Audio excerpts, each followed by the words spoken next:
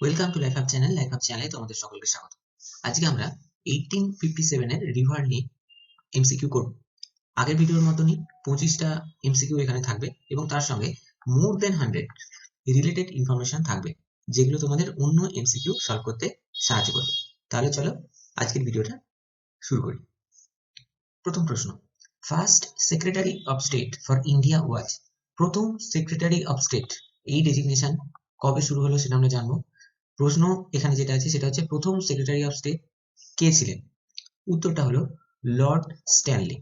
Lord Stanley ছিলেন প্রথম secretary of state. এই যে সেক্রেটারি অফ স্টেট, এই যে পোস্টটা, এটা ক্রিয়েশন কবে হয়েছিল? ক্রিয়েশন হয়েছিল 1858। কার মাধ্যমে? এটা গভর্নমেন্ট অফ ইন্ডিয়ান অ্যাক্ট 1858 এর মাধ্যমে, যেটার আরেকটা নাম আছে an act for the better government of India. তাহলে 1858 এর গভর্নমেন্ট অফ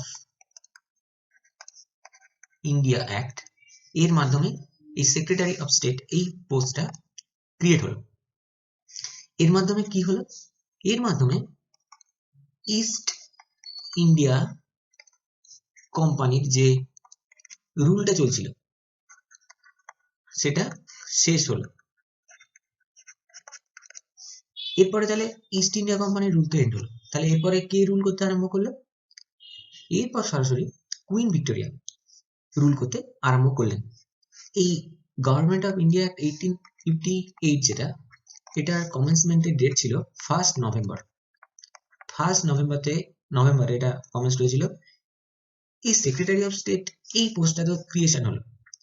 দুটো জিনিস এই গভর্নমেন্ট অফ ইন্ডিয়া অ্যাক্ট 1858 এর মাধ্যমে স্ক্র্যাপ হয়েছিল, মানে শেষ হয়েছিল। সে দুটো কি?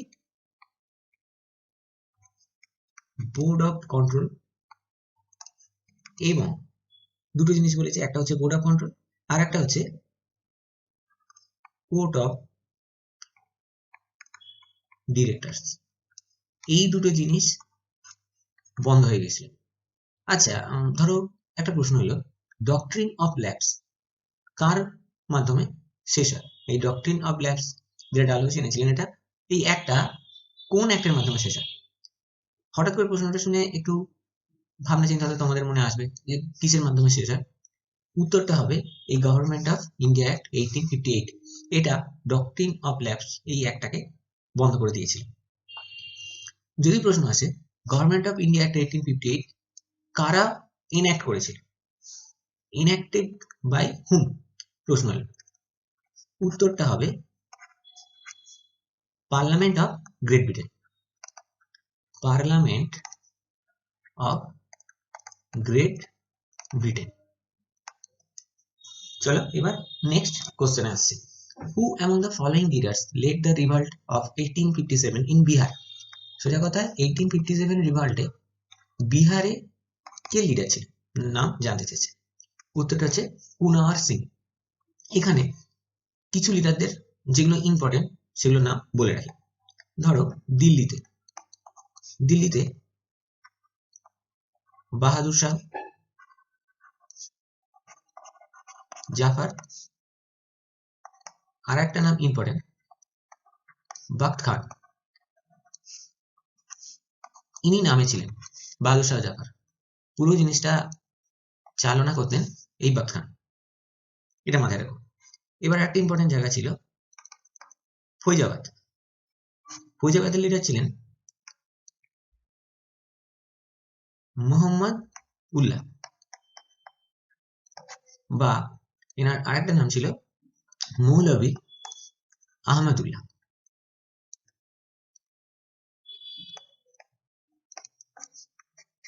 এই নামটা দিয়ে কিন্তু প্রশ্ন আসে। কানপুর, কানপুর বললেই যেটা আসবে সেটা হচ্ছে নানা সাহেব। আর তাঁতিয়া টোপ। এছাড়াও আর একটা নাম তোমরা একটু মনে রাখার চেষ্টা করো, সেটা হচ্ছে আজিমুল্লাহ খান। এটা মাথায় রাখার চেষ্টা করো। এবার আসছে এলাহাবাদ। এলাহাবাদের লিডার ছিলেন লিয়াকত আলী।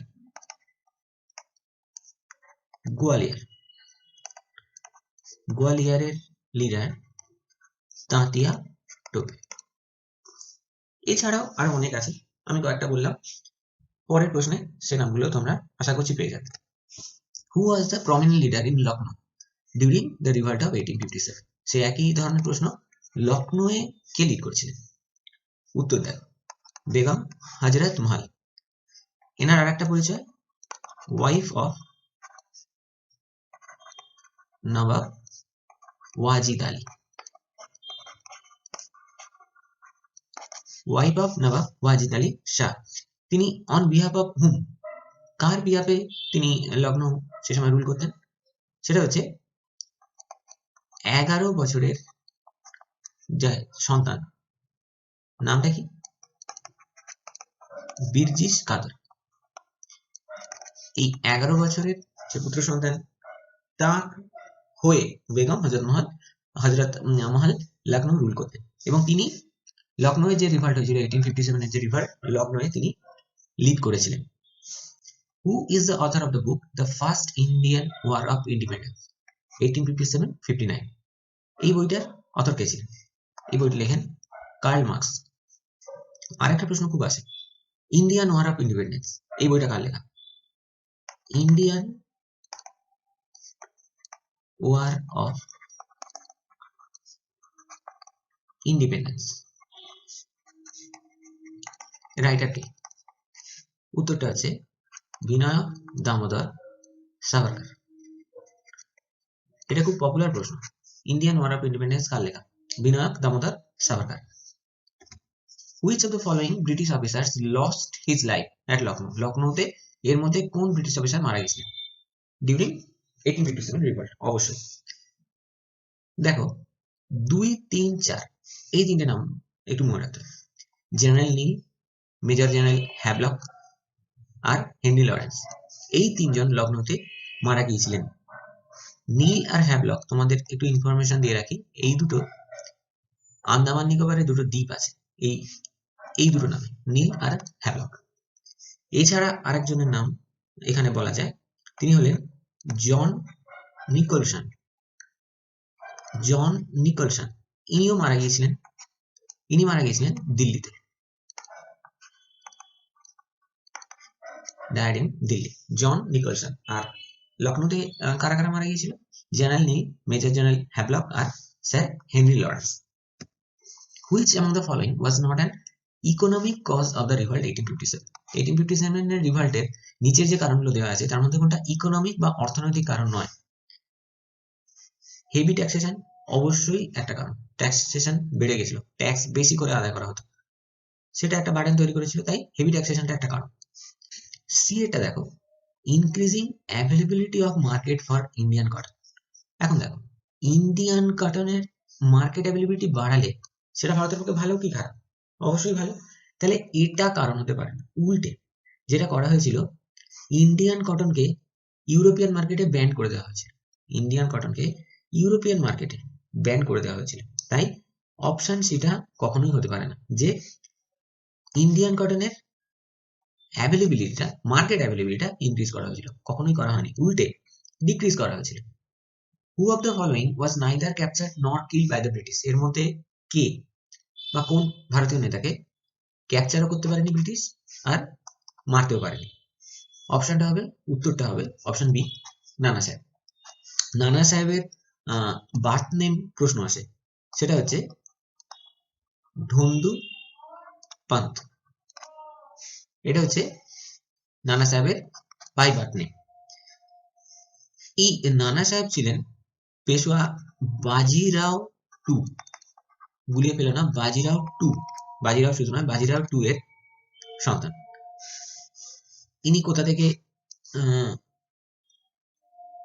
এই 1857 রিভল্টের নেতৃত্ব দিয়েছিলেন?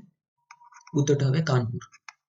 কানপুর থেকে তিনি ব্রিটিশদের তাড়িয়ে দিয়েছিলেন, কিন্তু খুব তাড়াতাড়ি ব্রিটিশরা আবার রিক্যাপচার করে, এবং রিক্যাপচারটা কার নেতৃত্বে করেছিল ব্রিটিশরা? Sir Colin Campbell.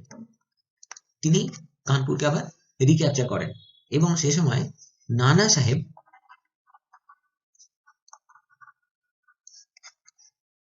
নেপালে চলে যান। তাই তাকে না ধরতে পেরেছিল ব্রিটিশ, না তাকে মারতে পেরেছিল। চলো নেক্সট কোশ্চেনে যাই। During the revolt of 1857, who among the following was betrayed by a zamindar friend and captured while asleep by British and put to death? এদের মধ্যে কোনজন তার একজন বন্ধু, যে জমিদার বন্ধু, তাকে বিট্রে করেছিল এবং সে যখন ঘুমিয়েছিল তাকে ব্রিটিশদের হাতে ধরিয়ে দিয়েছিল এবং আলটিমেটলি সে মারা যায়। তো তিনি কে? তিনি হলেন তাঁতিয়া টোপে। তাঁতিয়া টোপের বার্থ নেমটা অনেক সময় প্রশ্ন আসে, রামচন্দ্র পাণ্ডুরং। রামচন্দ্র পাণ্ডুরং, এই প্রশ্নটা আগেও অনেকবার এসেছে। তিনি কার সঙ্গে অ্যাসোসিয়েট ছিলেন, এটা প্রশ্ন আছে। তিনি নানা সাহেবের সঙ্গে অ্যাসোসিয়েটেড ছিলেন, মানে সহযোগী ছিলেন বলতে পারো। অবশ্যই কানপুর থেকে, তাহলে নানা সাহেব যদি কানপুরে, তাহলে তাঁতিয়া টোপেও কানপুর থেকেই হবে। কানপুর থেকে তিনি লিড করেছিলেন। এই যে বলেছে দেখো, বিট্রেড বাই জমিদার ফ্রেন্ড, এই নামটাও জেনে রাখা ভালো। সেটা হচ্ছে মানসিং। এই মানসিংই তাকে ব্রিটিশদের ধরিয়ে দিয়েছিল, তার সঙ্গে বিট্রে করে ব্রিটিশদের ধরিয়ে দিয়েছিল এবং আলটিমেটলি ব্রিটিশরা তাকে মেরে ফেলে। To which regiment did Mangal Pandey belong? Mangal Pandey কোন রেজিমেন্টে ছিলেন? উত্তরটা 34 নেটিভ ইনফ্যান্ট্রি। কোথায়? ব্যারাকপুর। ব্যারাকপুরে 34তম নেটিভ ইনফ্যান্ট্রিতে মঙ্গল পান্ডে ছিলেন। মঙ্গল পান্ডের বাড়ি ছিল ইউপি বা উত্তরপ্রদেশে, উত্তরপ্রদেশের Balia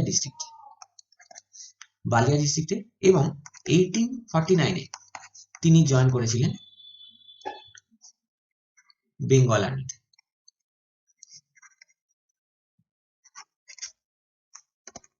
Which of the following states was the first to annex by the doctrine of lapse? Doctrine of lapse এর মাধ্যমে, এই লয়ের মাধ্যমে কোন স্টেটটা সব থেকে প্রথম অ্যানেক্স করা হয়েছিল, ব্রিটিশরা নিয়ে নিয়েছিল? সাতারা। সাতারাকে ডক্ট্রিন অফ ল্যাপস এর মাধ্যমে প্রথম ব্রিটিশরা নিয়ে নিয়েছিল। ডক্ট্রিন অফ ল্যাপস কে এনেছিলেন? Lord Dalhousie, 1848। এছাড়াও কাদের নিয়ে নেওয়া হয়েছিল এর মাধ্যমে ডক্ট্রিন অফ ল্যাপস? ঝাঁসি, নাগপুর। ঝাঁসি, নাগপুর দুটোই 1854-এ। যদি প্রশ্ন আসে ঝাঁসিকে কবে নেওয়া হয়েছিল, উত্তর হবে 1854-এ। Which among the following was not annexed into the East India Territories via the doctrine of lapse? এর মধ্যে কোন স্টেটটাকে ডক্ট্রিন অফ ল্যাপস এর মাধ্যমে নেওয়া হয়নি? ডক্ট্রিন অফ ল্যাপস এর মাধ্যমে নেওয়া হয়েছিল, প্রথমেই বললাম আগের প্রশ্নেই, সাতারা, এটা 1848-এ নেওয়া হয়েছিল। ঝাঁসি, নাগপুর দুটোই নেওয়া হয়েছিল 1854-এ। তাহলে বেঁচে থাকলো কি? মাইসোর। মাইসোরকে ডক্ট্রিন অফ ল্যাপস এর মাধ্যমে নেওয়া হয়নি। ডক্ট্রিন অফ ল্যাপস এর মাধ্যমে আর যে সমস্ত স্টেটগুলোকে নেওয়া হয়েছিল সেগুলো একটু জেনে রাখো। জয়পুর আর সম্বলপুর, এই দুটোকে নেওয়া হয়েছিল 1849-এ। 1848-এ সাতারা, 1849-এ জয়পুর আর সম্বলপুর। ঝাঁসি আর নাগপুর 1854 বলেই দিলাম। তাঞ্জোর আর আরকট এই দুটো 1855-এ। আওয়াধ বা আওধ 1856। যদিও এর রিজনটা যেটা দেয়া হয়েছিল সেটা হচ্ছে রুলিং নট প্রপারলি, মানে ঠিকমতো শাসন ব্যবস্থা কাজ করছিল না, এই কারণটা দেখিয়ে আওধকে অ্যানেক্স করা হয়েছিল। উদয়পুর কেও এই ডক্ট্রিন অফ ল্যাপস এর মাধ্যমে নেওয়া হয়। শুধুমাত্র মাইসোর, এখানে যে অপশনগুলো আছে সেগুলো নয়। বুঝতে পারছো এই ধরনের প্রশ্ন যেটা আসবে, এই তিনটে যেমন, এই তিনটে ছাড়াও এই ধরো জয়পুর, সম্বলপুর, তাঞ্জোর, উদয়পুর, এখানে কিন্তু এই তিনটেও দিতে পারতো। তাই এই সবগুলোকে তোমাদের একটু জেনে রাখতে হবে। Which British person admitted that the Sepal Mutiny was the first national movement of India? ব্রিটিশরা এটাকে কখনোই স্বীকার করে না, বেশিরভাগ ব্রিটিশ হিস্ট্রিয়ান। কিন্তু এর মধ্যে কোনজন এটা অ্যাডমিট করেছিলেন বা মেনে নিয়েছিলেন যে সিপাহি বিদ্রোহটা ফার্স্ট ন্যাশনাল মুভমেন্ট ছিল ইন্ডিয়া? সেটা হচ্ছে ডিসরেলি। বেঞ্জামিন ডিসরেলি পুরো নাম। তিনি ছিলেন কনজারভেটিভ পার্টি ব্রিটিশের তার লিডার ছিলেন, এবং তিনি এটা মেনে নিয়েছিলেন যে ফার্স্ট ন্যাশনাল মুভমেন্ট অফ ইন্ডিয়াটা হচ্ছে সেপাই বিদ্রোহ, এবং তিনি এই সেপাই বিদ্রোহটাকে এ ন্যাশনাল রাইজিং বলেছিলেন, এ ন্যাশনাল রাইজিং এটা বলে আখ্যায়িত করেছিলেন। Azimullah was loyal follower of, Azimullah কার ফলোয়ার ছিলেন? আজিমুল্লাহ নানা সাহেবের ফলোয়ার ছিলেন। যেখানে আমি নানা সাহেবের কথা বলেছিলাম সেখানে তোমরা হয়তো খেয়াল করেছে আজিমুল্লাহ নাম আমি এক্সট্রা ইনফরমেশন হিসাবে দিয়েছিলাম। যেহেতু নানা সাহেবের ফলোয়ার, তাহলে কোথায়? অবশ্যই কানপুর। এর সঙ্গে তাঁতিয়া টোপের নামটাও মাথায় রাখবে। এই তিনটে নাম একসঙ্গে মাথায় রাখলে তাহলে কানপুরের লিডারটা তোমরা পারবে। কানপুরের যে সিপাহি বিদ্রোহ হচ্ছে সেটা যদি বলে সাপ্রেস কে করেছিলেন? Suppress by sir Colin Campbell. প্রশ্ন শক্ত হলে এগুলো আসতে পারে, যদিও এগুলো মেন স্ট্যান্ডার্ডের প্রশ্ন। Who kill the sons of Mughal emperor, Bahadur Shah জাফরের সন্তানদের কে মেরেছিল? উত্তরটা হবে লেফটেন্যান্ট হারসান। তিনি মুঘল এম্পারার বাহাদুর শাহ জাফরের সন্তানদের মেরেছিলেন। তিনি যখন দিল্লি সিজ করলেন সেই সময় হুমায়ুন টমে এই মুঘল এম্পারার বাহাদুর শাহ জাফর রিফিউজি হিসেবে ছিলেন কোথায়? না হুমায়ুন টম, তিনি সেখানে অ্যাজ এ রিফিউজি ছিলেন। তো সেখান থেকে তাকে নিয়ে আসা হয়, এবং এই লেফটেন্যান্ট হারসান তার সন্তানদের মেরে ফেলেন। 20 সেপ্টেম্বর 1857 তিনি হুমায়ুন টম থেকে ক্যাপচার করেন, এবং নেক্সট ডে তিনি তার সন্তানদের নাম ছিল মির্জা মুঘল আর মির্জা খাজির সুলতান, এবং এর সঙ্গে গ্র্যান্ডসনও ছিল মির্জা আবু বাক্ত। যেখানে মেরেছিল জায়গাটা, সেই জায়গাটার নাম হচ্ছে খুনি দরওয়াজা। এই নামেই বর্তমানে এই জায়গাটাকে ডাকা হয়। দিল্লি গেটের এটা খুব কাছাকাছি, দিল্লি গেটের এই খুনি দরওয়াজাটা দিল্লি গেটের কাছাকাছি। Who was the last ruler of the Mughal dynasty? Mughal ডাইনাস্টির লাস্ট রুলার কে? বাহাদুর শাহ জাফর। দেখো ইনফরমেশন গুলো যখন আসছে তোমরা যদি একটু মাইনিউটলি ব্যাপারগুলোকে খেয়াল করো তাহলে কিন্তু এর উত্তরটা এর আগের ইনফরমেশন থেকে তোমরা পেতে পারবে। বাহাদুর শাহ জাফর হচ্ছে মুঘল ডাইনাস্টির লাস্ট রুলার। বাহাদুর শাহ জাফরের ফুল নেম হচ্ছে মির্জা আবু জাফর সিরাজ উদ্দিন মোহাম্মদ বাহাদুর শাহ জাফর। মির্জা আবু জাফর সিরাজ উদ্দিন মোহাম্মদ বাহাদুর শাহ জাফর, ইনি ছিলেন লাস্ট মুঘল এম্পায়ার। ইনি আকবর টু এই মুঘল এম্পায়ারের সন্তান ছিলেন। আকবর টু, এই আকবর টুই রামমোহন রায়কে রাজা উপাধিতে ভূষিত করেছিলেন। রাজা উপাধিটা রামমোহন রায়কে দিয়েছিলেন আকবর two. Who called 1857 revolt was neither first nor national war of independence? প্রচুরবার এসছে এই প্রশ্ন, উত্তরটা হবে আর সি মজুমদার। তিনি বলেছিলেন 1857 রিভল্টকে নাইদার ফার্স্ট, প্রথমও নয়, আর নর ন্যাশনাল ওয়ার অফ ইন্ডিপেন্ডেন্স, মানে প্রথমও নয় আর ন্যাশনাল ওয়ার অফ ইন্ডিপেন্ডেন্স নয়। এটা কোন বইতে বলেছিলেন? সিপাহি মিউটিনি অ্যান্ড রিভল্ট অফ 1857, এই বইটায় তিনি বলেছিলেন এই কথাটা, neither first nor national war of independence. Who was the author of the book Rebellion in 1857? Rebellion in 1857 এই বইটা লেখেন পিসি যোশী। পুরো নামটা হচ্ছে Rebellion in 1857 a Symposium। এটা হচ্ছে full name. PC Joshi stands for পুরান চাঁদ যোশী। পুরান চাঁদ যোশী ইনি এই Rebellion in 1857 এই বইটা লিখেছিলেন। The Sipahi Mutiny took place in which date? Sipahi Mutiny কোন ডেটে হয়েছিল? মে 10, 1857, 1857 মে 10 তারিখে। কোথায় শুরু হয়েছিল? মিরাটে। এই প্রশ্নটাও আসে, কোথায় শুরু হয়েছিল? মিরাটে। মিরাটটা 64 কিমি ফ্রম দিল্লি। দিল্লি থেকে মিরাটের ডিস্টেন্স হচ্ছে 64 কিমি। মঙ্গল পান্ডে ওয়াজ এক্সিকিউটেড অন হুইচ ডেট, কোন দিনে তাকে মারা হয়েছিল মঙ্গল পান্ডে? 8 এপ্রিল 1857 তাকে ফাঁসি দেওয়া হয়েছিল 8 এপ্রিল, এপ্রিল 8 তারিখে। তিনি হলেন ফার্স্ট মার্টার, মানে প্রথম শহীদ। কিসের না 1857 রিভল্টে তিনি প্রথম শহীদ। Which one of the following commissions is associated with the army reorganization after the suppression of revolt of 1857? 1857 revolt হয়ে গেল, তারপরে একটা কমিশন তৈরি করা হলো যারা আর্মি রিঅর্গানাইজেশন মানে সৈন্যবাহিনীকে নতুন করে সাজাবে। সেই যে কমিশনটা, সেটা কমিশনটার নামটা কি ছিল? সেই কমিশনের নাম ছিল পিল কমিশন, যারা আর্মি রিঅর্গানাইজেশনটা 1857 রিভল্টের পর করে। এখানে আরো কয়েকটা কমিশনের নাম আছে যেগুলো খুব ইম্পর্টেন্ট। প্রথমটা দেখো হান্টার কমিশন। হান্টার কমিশনটা দুবার হয়েছে একই নাম, একটা 1882 3rd এপ্রিল এটা এস্টাবলিশমেন্ট হয়েছিল প্রথম হান্টার কমিশনে। এটা কিসের জন্য হয়েছিল?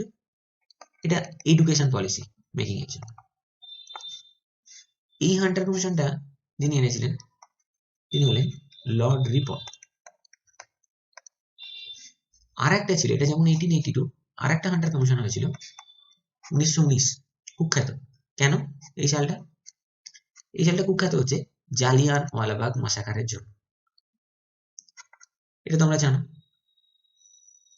এই যে হান্টার কমিশনটা 1919-এর জেনারেল ডায়ারের এগেনস্টে কোন রকমের ডিসিপ্লিনারি অ্যাকশন এই হান্টার কমিশন 1919 কমিশন নেয়নি জেনারেল ডায়ারের এগেনস্টে। দেখো আরেকটা আছে সাইমন কমিশন 1928-এ, ভীষণ ইম্পর্টেন্ট। এই কমিশনে কোনো ইন্ডিয়ান ছিল না, নট এ সিঙ্গেল ইন্ডিয়ান, একজন ভারতীয় ছিল না। এবং এই কারণে এই সাইমন কমিশনকে ভারতে যে সমস্ত পলিটিক্যাল পার্টি সে সময় এক্সিস্ট করতো বেশিরভাগই বয়কট করেছিল এই সাইমন কমিশনকে। সেখানে কি এক্সেপশন ছিল? হ্যাঁ, এক্সেপশন ছিল। এক্সেপশনটা হচ্ছে জাস্টিস পার্টি। এই জাস্টিস পার্টি সাইমন কমিশনকে বয়কট করেনি, উল্টে তারা ওয়েলকাম করেছিল। মাথায় রেখো, অনেকগুলো ইনফরমেশন এখানে দিলাম। After the revolt of 1857, the British recruited the soldiers from the 1857 রিভল্টের পরে ব্রিটিশরা কোন জায়গায় সোলজারদের রিক্রুট করতে আরম্ভ করলো? উত্তরটা হবে দেখো C, Gorkha, Sikh, Punjabi. In the north, নর্থে এই গোর্খা, শিখ আর পাঞ্জাবিদের রিক্রুট করতে আরম্ভ করলো। প্রশ্ন এবার হলো কেন? কারণটা দেখো, কারণটা হচ্ছে 1857 যে রিভল্ট হয়েছিল সেখানে এই গোর্খা, শিখ আর পাঞ্জাবি যে সোলজাররা ছিল এর সঙ্গে, এই তিনটের সঙ্গে আর একটা আমি যোগ করি, সেটা হচ্ছে ডোগরা, আর একটা গারওয়ালি আর পাখতুন। এই তিনটে গোর্খা, শিখ, পাঞ্জাবি, আর তার সঙ্গে ডোগরা, গারওয়ালি আর পাখতুন, এই যে সোলজাররা ছিল তারা 1857 এর রিভল্টে যোগদান করেনি, উল্টে ব্রিটিশদের হেল্প করেছিল। ব্রিটিশদের এরা হেল্প করেছিল, সেই কারণে যেহেতু লয়ালিটি দেখিয়েছিল ব্রিটিশদের প্রতি, তাই এদেরকেই রিক্রুট করা হতে আরম্ভ করলো সিপাহী বিদ্রোহের পর থেকে। The revolt of 1857 was witnessed by the poet. এদের মধ্যে কোন কবি 1857 এর রিভল্টকে সচক্ষে দেখেছিলেন? উত্তরটা হলো গালিব, মির্জা গালিব। তিনি 1857 এর রিভল্টকে, দিল্লিতে তিনি থাকতেন সে সময়, এবং তিনি দেখেছিলেন। প্রশ্ন আসে মির্জা গালিব কার কন্টেম্পোরারি ছিলেন? যদি তুমি মনে রাখো যে তিনি 1857 এর রিভল্টটা দেখেছিলেন, তাহলে কি উত্তরটা দেওয়া যায়? অবশ্যই দেওয়া যায়, বাহাদুর শাহ জাফর। মির্জা গালিব বাহাদুর শাহ জাফরের কন্টেম্পোরারি ছিলেন। The author of 1857 the great rebellion, এটা কে লিখেছিলেন? এই বইটি লেখেন Ashok Mehta. Ashok Mehta. Which of the following was the first revolt to take place after the revolt of 1857? 1857 পরে প্রথম রিভল্ট কোনটা হয়েছিল? উত্তর ইন্ডিগো রিভল্ট, নীল বিদ্রোহ। এটা একটা ফিশন মুভমেন্ট, যদি প্রশ্ন আসে যে নীল বিদ্রোহটা কি ধরনের, ক্যারেক্টার কি, এটা ফিশন মুভমেন্ট। কোথায় হয়েছিল? ওয়েস্ট বেঙ্গলের বা সে সময় বা বেঙ্গল বা বাংলার 1859 হয়েছিল, ডিস্ট্রিক্ট নদিয়া। আরো যদি অ্যাকুরেটলি বলা যায় সেটা হচ্ছে চৌগাছা গ্রাম, চৌগাছা গ্রাম, ডিস্ট্রিক্ট নদিয়া। এটা হয়েছিল। কৃষ্ণনগরও থাকতে পারে অনেক সময় অপশানে, কৃষ্ণনগর, নদিয়া। গোবিন্দপুর নামটাও ইম্পর্টেন্ট, মাথায় রেখো। এই নামগুলো একটু মাথায় রাখলেই দেখবে কোশ্চেনে দেখলে তোমাদের এই নামগুলো একটু মাথায় রাখলে না, কোশ্চেনে যখন এমসিকিউ সলভ করবে তখন এগুলো দেখলেই দেখবে চিনতে পারছো। এই ইন্ডিগো রিভোল্টের নেতা কারা ছিলেন? বিষ্ণুচরণ বিশ্বাস, বিষ্ণুচরণ বিশ্বাস এবং দিগম্বর বিশ্বাস, এই দুটো নাম দিয়ে পরীক্ষায় প্রশ্ন আসে। The educated middle class in India, শিক্ষিত মিডল ক্লাস ভারতে যে ছিল 1857 বিদ্রোহের সময়, সিপাহী বিদ্রোহের সময়, তারা কি করেছিল? রিমেন নিউট্রাল, তারা ব্রিটিশদের অপোজ করেনি। আবার যারা ভারতীয় লিডার তাদেরকেও অপোজ করেনি, তারা নিউট্রাল থেকেছিল। কেন নিউট্রাল থেকেছিলেন? নিউট্রাল থাকার কারণ হলো এই এডুকেটেড মিডল ক্লাসদের একটা বিলিভ ছিল বা একটা তারা মনে করতেন, কি মনে করতেন না, ভারতকে যদি মডার্নাইজেশন করতে হয় তাহলে মানে ইন্ডিয়ার মডার্নাইজেশনের জন্য ব্রিটিশ ইনফ্লুয়েন্সটা খুব দরকার। তাই তারা কি মনে করতেন না, ইন্ডিয়ার মডার্নাইজেশনের জন্য ব্রিটিশ ইনফ্লুয়েন্সটা খুব দরকার। তাই তারা সিপাহী বিদ্রোহকে সাপোর্টও করেনি, আবার ব্রিটিশদেরও সাপোর্ট করেন, তারা নিউট্রাল ছিলেন। এখানে একটা জিনিস জেনে রাখা ভালো, তোমরা ভেবো না সিপাহী বিদ্রোহ মানেই সারা ভারতের সব জায়গায় তাতে অংশগ্রহণ করেছিল। সাউথ ইন্ডিয়া একটা বড় অংশ এই সিপাহী বিদ্রোহ থেকে দূরে ছিল। আর শুধু সাউথ ইন্ডিয়াই কেন, ওয়েস্ট ইন্ডিয়ার একটা বড় অংশ, সাউথ আর ওয়েস্ট ইন্ডিয়ার একটা বড় অংশ যারা এই 1857 রিভল্টে অংশগ্রহণ করেন। আজকে এই পর্যন্ত, এর পরের ভিডিও আবার আমরা খুব তাড়াতাড়ি আনার চেষ্টা করব। যারা এখনো লাইফ চ্যানেলকে সাবস্ক্রাইব করনি তাদের জন্য বলছি, অনেক ভিডিও আছে, সেই ভিডিওগুলো দেখো এবং যদি ভালো লাগে তাহলে অবশ্যই চ্যানেলটাকে সাবস্ক্রাইব করে নিও।